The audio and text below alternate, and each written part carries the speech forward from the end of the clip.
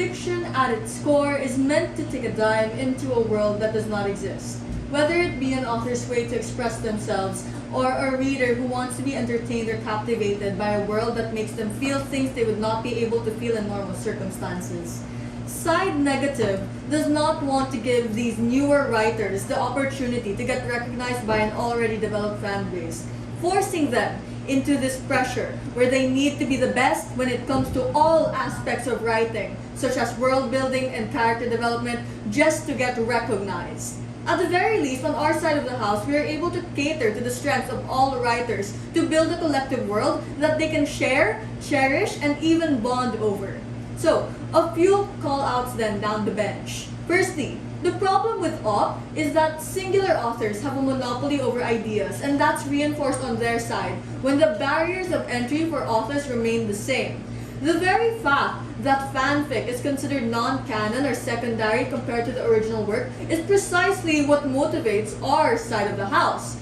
Under the banner of the collective, we are able to subsume the benefit of fanfiction, wherein they can directly make and create works that actually become stand-alone literary pieces. But second, on their response to discourse, we can still have expressions on our side precisely within this collective.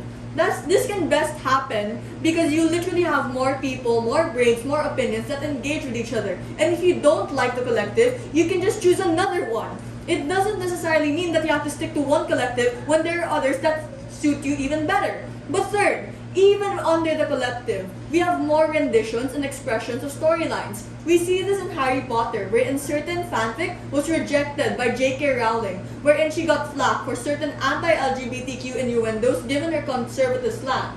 But fourth, they mentioned that collective work takes longer. We think that's good because we don't want these people to go on publishing controversial or shitty half-baked work willy-nilly. We give them a shot to best vet their content since it's super expensive and difficult to publish a work which may not sell at the end of the day.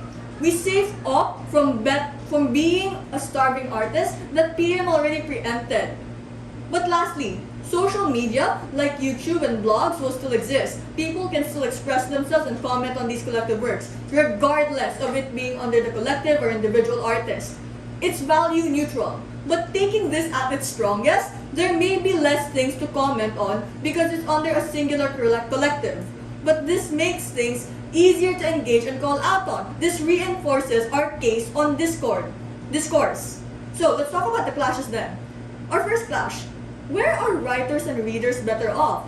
The writers come in 3 layers, and we tell you that we win on all 3 levels. What do I mean by this? 3 things. Number 1, the people currently writing works in this world and write good works. Now, I understand that on both sides of the house they are recognized. However, in terms of scale, we tell you that these writers get more traction because rather than having a sense of division wherein fans fight over whether Harry Potter is more superior than Percy Jackson, these fans unite to wholeheartedly support the collective, which means good writers get more recognition under a collective. My deputy mentions how the chances to be popular are just much higher on our side of the house when these fan bases are already developed and constantly growing.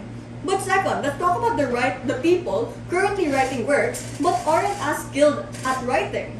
Now, rather than outright dismissing these people and burying their books in the for sale section of the bookstore, we are able to get a better feedback cycle, wherein better writers and fans who love these works are able to give genuine criticism as to how their works could be improved, which is more difficult to achieve on side opposition.